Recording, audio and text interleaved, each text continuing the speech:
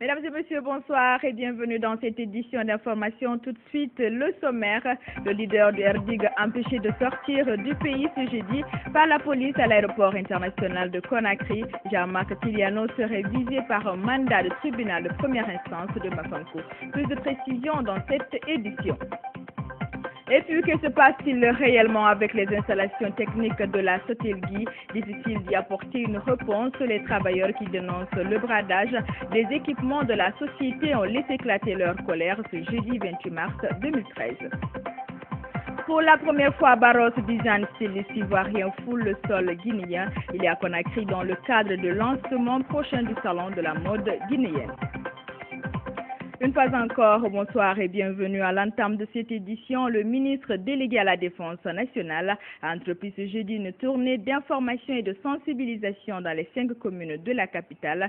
C'est la commune de Kaloum qui a été la première étape de ce périple, une occasion pour Maître Abdoul Kabele Kamara d'inviter les populations à cultiver l'esprit de paix. Comme rendu, Fanta Conté rendu en studio par Billy Nankumakonde.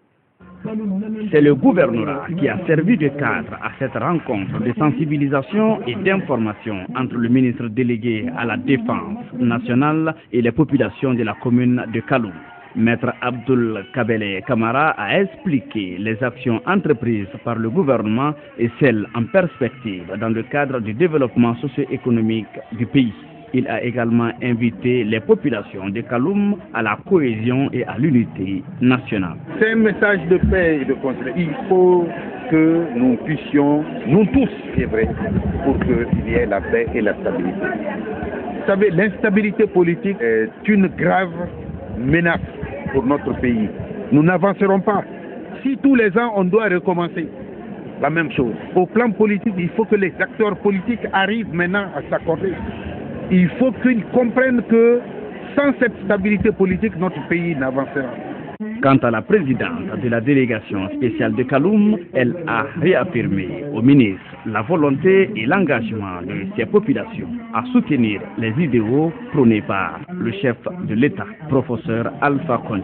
Pour cette action hautement responsable, citoyenne et humanitaire que le gouvernement vient d'accomplir à travers votre auguste personnalité, nous vous rassurons, au nom de la population de Kaloum, de notre soutien indéfectible et vous serons très reconnaissants. Les Kaloumkas sont caractérisés d'une fidélité sordide. Une fois qu'ils expriment leur adhésion pour une cause, ils sont prêts à l'assumer jusqu'à la dernière énergie. La commune de Matam sera ce vendredi la deuxième étape de cette tournée de sensibilisation et d'information du ministre délégué à la Défense nationale. Et puis le Conseil national des organisations de la société civile guinéenne a animé une conférence de presse ce jeudi à Conakry. Objectif, présenter un cahier thématique sur la prévention et la gestion des conflits en Guinée, une démarche qui s'inscrit dans le cadre de la préservation de la paix et de la concorde nationale en Guinée. Aminata Djountou Diallo. Depuis plusieurs années, le Conseil national des organisations de la société civile guinéenne mène des recherches sur les mécanismes locaux de gestion des conflits en Guinée. Des études qui ont permis au CNOX d'identifier 3 types de conflits les plus récurrents au niveau local et les mécanismes habituellement utilisés, ainsi que les contraintes liées à la résolution de ces conflits. À savoir les conflits fonciers, les conflits entre agriculteurs et éleveurs, et des conflits entre concessionnaires et locataires. Le premier cahier, c'est sur les structures traditionnelles. Le deuxième cahier a traité sur les approches traditionnelles. Le deuxième cahier traite sur les structures modernes. Le quatrième cahier, ce sont les approches modernes. Le cinquième cahier traite sur la complémentarité entre les approches traditionnelles et les approches modernes. Le sixième cahier traite sur le rôle des femmes dans la prévention et la gestion des conflits. Le 7e cahier traite sur les rôles des jeunes. Le 8e cahier traite sur les analyses des conflits. Le 9e cahier, c'est sur la médiation et la négociation. Et le dernier cahier, c'est la réconciliation. Le rôle d'un médiateur était aussi à l'ordre du jour. Un médiateur doit être impartial, doit avoir la confiance, le respect des deux parties.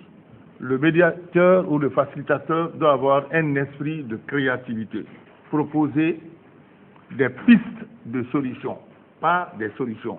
Un projet incontournable pour le maintien de la paix en Guinée, estiment les partenaires. Ça a permis d'identifier les zones à risque de conflit et les types de conflits les plus récurrents qui se développent dans ces zones et de voir quelles sont les solutions proposées à chaque conflit spécifique. Avec l'appui du PNUD, le CNOX compte bientôt procéder à l'animation des centres de ressources pour la paix et au renforcement des capacités de conseils locaux des organisations de la société civile dans la prévention et la gestion des conflits. Comme annoncé dans les titres, le président du RDIG, Rassemblement pour le développement intégré de Guinée, aurait été empêché ce jeudi de quitter Conakry. Son passeport et ses pièces d'identité ont été momentanément saisis par la police. Jean-Marc Tiliano devrait se rendre à Bamako, au Mali, pour des condoléances dans sa belle famille. Cet incident serait dû à un mandat d'arrêt lancé contre lui par le parquet du tribunal de première instance de Mafanko. Le point avec Mfali Guilavouki. L'interdiction du président du RDIG de sortir du territoire, qui s'est répandue comme une traînée de poudre, est enfin confirmée. Jean-Marc Teliano et son épouse très tôt ce jeudi ont été empêchés de prendre leur vol pour Bamako, où ils devraient présenter des condoléances d'usage dans sa belle famille. Après toutes les formalités policières, j'ai déposé mon passeport, mes documents de voyage au contrôle de police pour apposer le cachet de départ. C'est dans le bureau du commissaire qui m'ont signifié une réquisition datée du 3 mars. Ce dossier est pendant devant les tribunaux de Conakry. Ce qui m'a vexé, qui m'a touché dans ma dignité, c'est quand nous avions eu M. le procureur Moundou Chérif au téléphone, avec mépris, dit que non, que je ne dois pas sortir. Un mandat d'arrêt lancé contre lui par le parquet du tribunal de première instance de Mafanko, selon Jean-Marc Teliano, serait à l'origine de cette interdiction de voyager. Cependant, il parle d'acharnement politico-judiciaire dont il ferait l'objet depuis quelques semaines. J'étais au gouvernement, il n'y a pas eu de tel harcèlement contre moi, mais dès que j'ai reviré dans l'opposition, il faut m'abattre. Au moment où on me dit, parce que j'ai eu des confidences avec les magistrats qui me disent de ne pas faire des déclarations. Ah, j'ai dit, bon, d'accord, vous vous êtes trompé de cible. Du côté du tribunal de Mafanko, c'est un silence radio. Le parquet et le juge d'instruction rencontrés ne veulent pas faire de commentaires. Le président du RDIG, lui, s'est dit prêt à poursuivre son combat politique. Comme ils ont perdu le terrain aujourd'hui, il faut harceler les hommes politiques. Mais moi, je n'aurai pas peur. Et personne ne m'interdira de dénoncer. Je vais dénoncer. Jean-Marc Teliano pourrait comparaître mardi prochain au tribunal de première instance de Mafanko. Il est poursuivi pour diffamation et propos injurieux à l'endroit du chef de l'État, mais aussi pour escroquerie d'un opérateur économique. Et puis face à cette situation, les jeunes de l'opposition radicale étaient ce jeudi devant la presse. La rencontre a porté sur les dernières évolutions de la situation sociopolitique du pays. Ils ont à cette occasion dénoncé ce qu'ils appellent un harcèlement politique contre le président du RDIG. On écoute Ousmane Diallo, micro de Ousenatou Diallo. À la suite de notre manifestation, Jean-Marc Teliano, dans un meeting public, s'est interrogé sur les tombes des parents, des grands-parents du président de la République. Et puis à partir de là, on lui trouve à chaque fois des épines dans les chaussures. Et là, nous, jeunes de l'opposition, nous disons stop, parce qu'ils sont en train d'essayer peut-être de voir s'ils peuvent arrêter quelqu'un, s'ils peuvent l'humilier, s'ils peuvent le frapper. Il faut que les uns et les autres soient au courant. Nous sommes dans une période extrêmement difficile déjà pour le pays.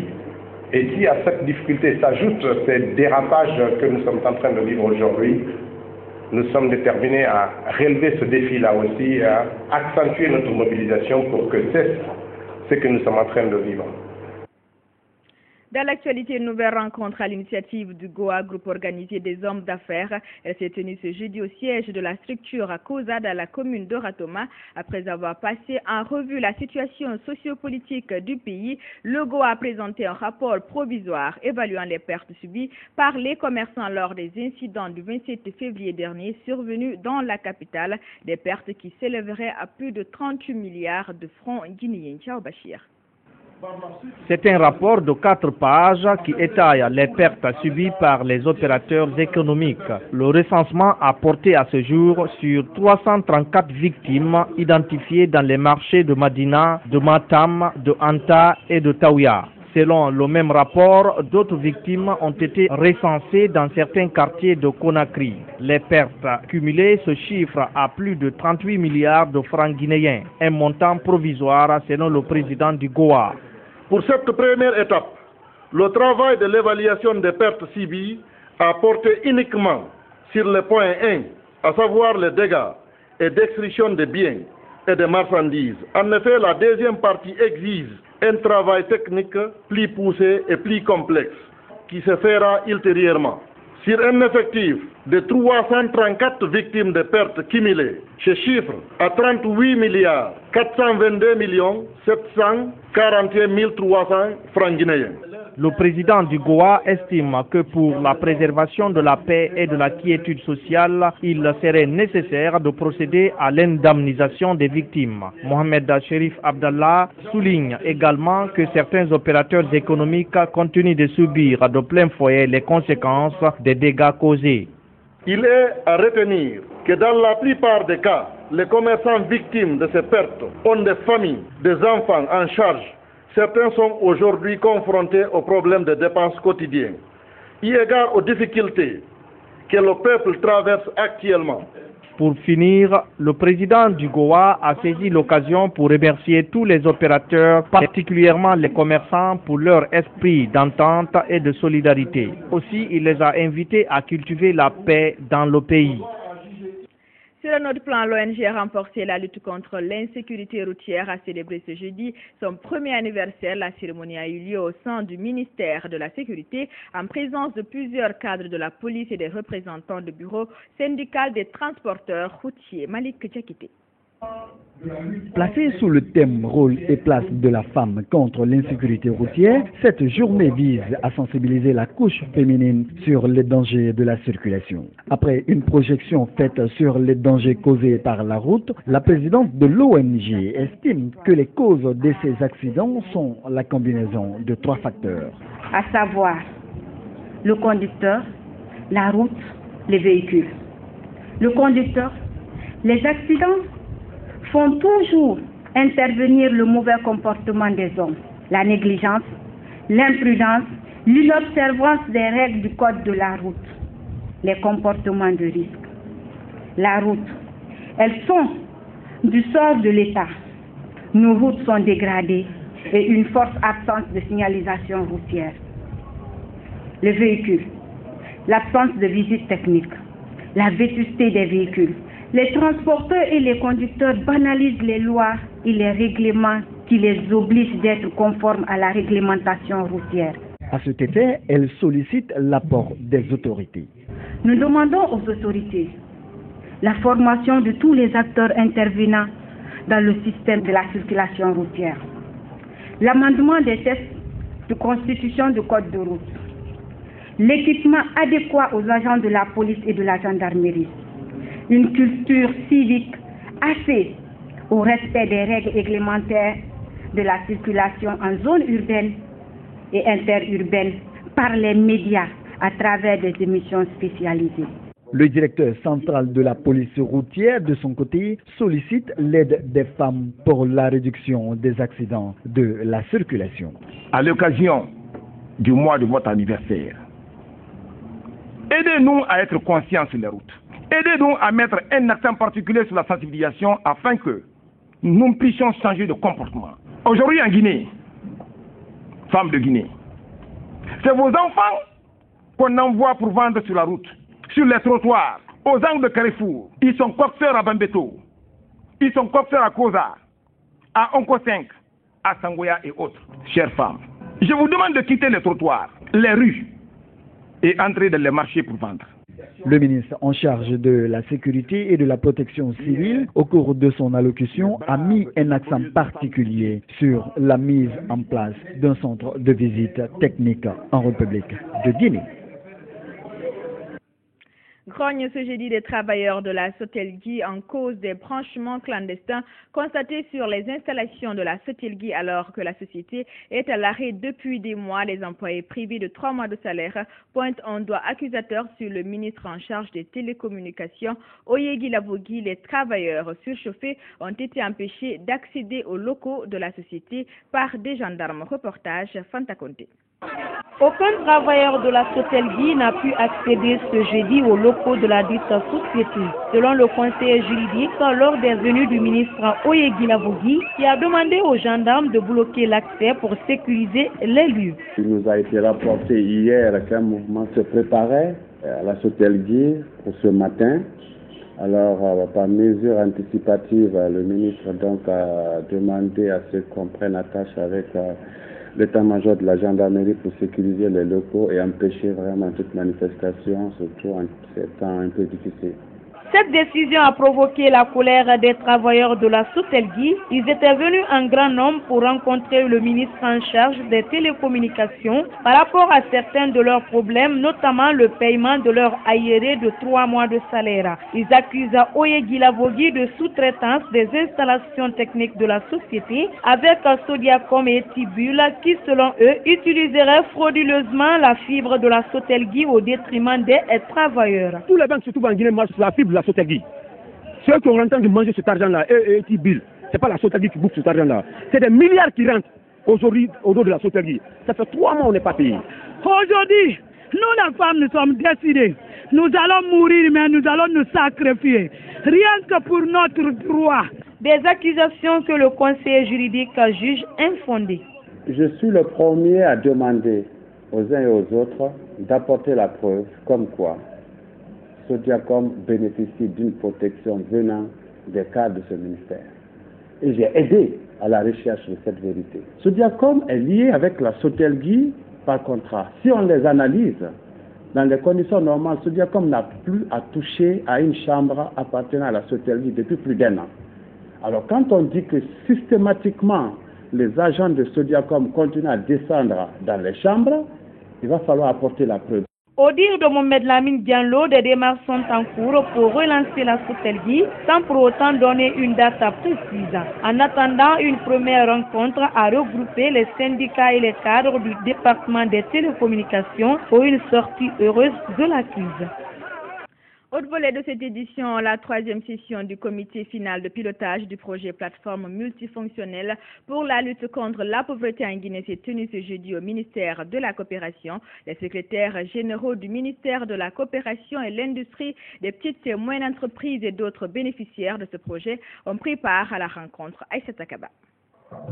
Le projet plateforme multifonctionnelle s'inscrit dans le cadre de l'appui du système des Nations Unies pour la mise en œuvre de la stratégie de lutte contre la pauvreté, ce pour contribuer à la réalisation des objectifs du millénaire pour le développement du nouveau partenariat pour le développement en Afrique relatif à la pauvreté, l'égalité des sexes et la promotion de la femme. Ce projet contribuera également à la réduction de la pauvreté énergétique en milieu rural à travers la fourniture de services moderne d'énergie des entreprises gérées par des femmes.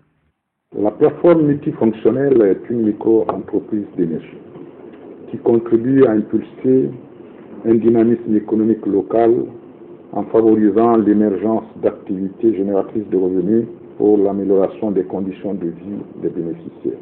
Durant cette session, je vous exhorte, en dépit des résultats satisfaisants de la phase pilote, de faire l'examen et l'analyse approfondie des forces et faiblesses de cette phase afin que vos recommandations soient traduites en axes stratégiques à court terme pour le lancement du programme national. Le gouvernement guinéen, avec l'appui du PNUD, a lancé un projet pilote d'implantation de 50 plateformes multifonctionnelles en milieu rural. La mise en œuvre de ce projet a connu la réalisation de plusieurs activités. L'installation de 86 plateformes multifonctionnelles dans les villages de la Basse-Guinée la Haute-Guinée et la Guinée forestière, le renforcement des capacités des acteurs, notamment le comité féminin de gestion, l'installation de 6 réseaux électriques à partir du potentiel énergétique des plateformes dans 6 villages bénéficiaires. Il faut dire que l'un des résultats attendus de cette rencontre est la mise en œuvre du programme national de lutte contre la pauvreté. La rencontre sur la libre circulation des biens et des services dans l'espace de la communauté économique des États de l'Afrique de l'Ouest s'est achevée ce jeudi. Elle a regroupé des participants venus des pays membres de l'organisation sous-régionale. 3 jours d'intenses travaux à l'issue desquels certaines recommandations ont été formulées. Adjama Bintikonde, rapporteur, est au micro de Saran Kamara.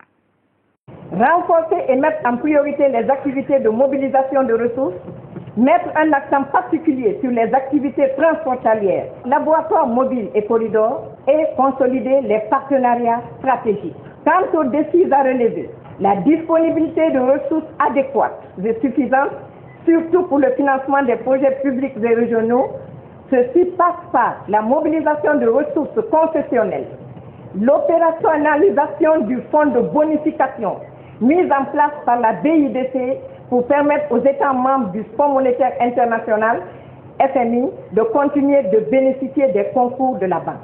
La promotion et le financement du secteur privé ouest-africain pour la croissance économique et la création d'emplois et de richesses.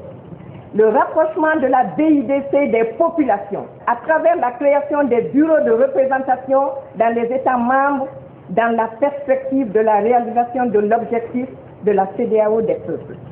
La mise en œuvre d'actions de communication d'envergure pour mieux faire connaître la BIDC en tant que bras financier de la CEDEAO.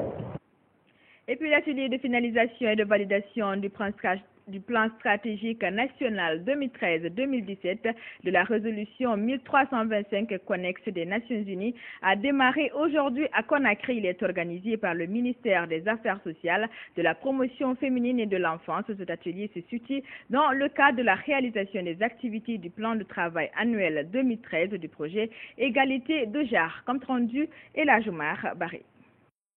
L'objectif de cet atelier est de finaliser et valider le 2e plan stratégique national de mise en œuvre de la résolution 1325 du Conseil de sécurité des Nations Unies pour la période 2013-2017. Il s'agira aussi de passer en revue les différents axes stratégiques d'intervention par le groupe ad hoc mis en place à la fin de l'atelier d'élaboration du document 2012. Après 5 années de mise en œuvre de ce plan, bien que certaines avancées aient été enregistrées, il reste beaucoup de défis à relever et des actions concrètes et efficaces doivent être adressées à ce propos.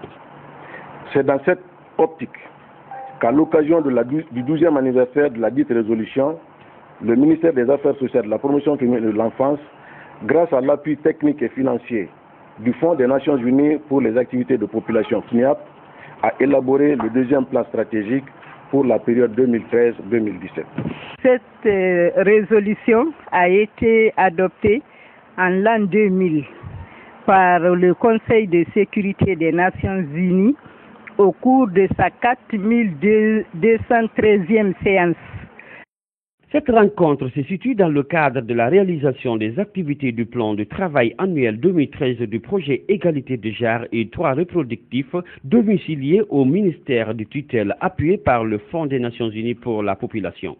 Ce cadre-là, ce plan qui va être validé, je souhaite et le Haut Commissariat souhaite que les moyens adéquats soient mis à la disposition du ministère pour que les actions prioritaires qui seront dégagées puissent être mises en œuvre. Et je crois que c'est l'ensemble du pays qui sera bénéficiaire parce que les actions de la femme visent vraiment à promouvoir la paix. Durant 2 jours, 30 participants venus des départements ministériels, des agences du système des Nations Unies et de représentants des organisations de la société civile évoluant dans ce domaine vont se pencher sur la finalisation et la validation de la résolution 1325 et connexe. Environnement à présent avec cette journée d'assainissement ce jeudi au centre hospitalo-universitaire de Donka. Objectif, permettre aux patients et aux malades de l'hôpital d'évoluer dans un environnement sain. C'est une initiative des femmes travailleuses et amies de Donka à travers leur ONG, Association guinéenne pour le développement de la santé de la femme et de l'enfant, comme rendu à Diratouba. Aujourd'hui, nous avons souhaité commencer nos activités par l'assainissement de l'hôpital national Donka. Un nettoyage pour permettre aux malades et au personnel du CHU Donka d'évoluer dans un espace où ils sont propres en les amenant à un changement de comportement. Nous voulons initier de nouvelles actions pour améliorer l'hygiène hospitalière. Nous allons, en tant qu'ONG, des femmes travailleuses et amies de l'hôpital national Donka, à travers la Guide des Sables, sensibiliser les accompagnants, les malades, pour un changement de comportement. Nous allons sensibiliser les professionnels de santé pour qu'ils améliorent la prise en charge des malades dans le cadre du respect du serment d'Hippocrate. Et ce n'est pas tout. Nous allons initier d'autres activités et à travers cela, nous avons une unité de saponification qui va être lancée lors de la cérémonie de lancement officiel de l'ONG. Pour atteindre cet objectif, la direction de l'hôpital a mobilisé un important lot de matériel, à savoir des poubelles accompagnées de leurs sachets industriels, des détergents, du savon, des brouettes, des balais, des pelles et des raclettes. Une initiative qui réjouit le personnel et amis de l'hôpital. À partir de nos cotisations, les femmes sont décidées à rendre propre l'hôpital Donka, en même temps faire des sensibilisations par rapport à la paix. La femme est comme l'eau, la source de toute vie animée. Donc c'est pour ça que les femmes se sont mobilisées aujourd'hui. Que l'opinion sache que la femme, elle est incontournable. Et quand elle veut, elle le peut. Sans un environnement sain, on ne peut pas parler de santé. C'est pourquoi on a initié ce nettoyage-là avant le lancement de notre ONG. La meilleure santé d'abord, avant tout médicament. En plus de l'assainissement, une lecture de Coran est prévue vendredi pour parler de paix et de concorde nationale. Culture pour boucler cette édition, Barros Design, styliste ivoirien, est arrivé ce jeudi pour la première fois à Conakry. C'est pour le lancement du Salon international de la mode guinéenne. Barros Design a été accueilli à l'aéroport international Conakry-Bessia par Alphao, styliste guinéen et lauréat de la première édition du Ciseau d'or en 2009, comme rendu Fatoumata Diallo. L'arrivée du styliste ivoirien Barros Design à Conakry s'inscrit dans le cadre du lancement de la première édition du Salon international de la mode. L'événement qui se tiendra en fin mai 2013 vise à valoriser la mode guinéenne. Je suis en Guinée pour soutenir mon frère. Le lancement du Salon international de la mode guinéenne. On part d'une Afrique unie. Lui, il est de Guinée, moi je suis de la Côte d'Ivoire. J'ai été honoré quand il m'a envoyé l'invitation. Accueilli à l'aéroport international Conakry-Bessia par son homologue guinéen Alphao, Barros Design se dit très heureux en frôlant le sol guinéen. C'est 3 jours qu'est l'événement. Mais je suis là jusqu'à une semaine pour pouvoir m'entretenir avec les patrons de la mode. Je suis très content d'être en Guinée. C'est ma première fois d'être là. Mais je pense qu'à l'entrée même du pays, j'ai vu que vraiment c'est un pays accueillant. C'est le Centre culturel franco-guinéen qui abritera ce vendredi le lancement du 10 salons de la mode. A rappeler que l'objectif principal de ce salon international est de créer un espace de rencontre entre les acteurs de la mode tout en valorisant le textile local. C'est ainsi que se termine cette édition d'information que j'ai eu l'honneur de vous présenter. Merci de votre aimable attention. L'info, c'est aussi notre site web www.groupeevasionguinée.info. Excellente suite de programmes à notre compagnie.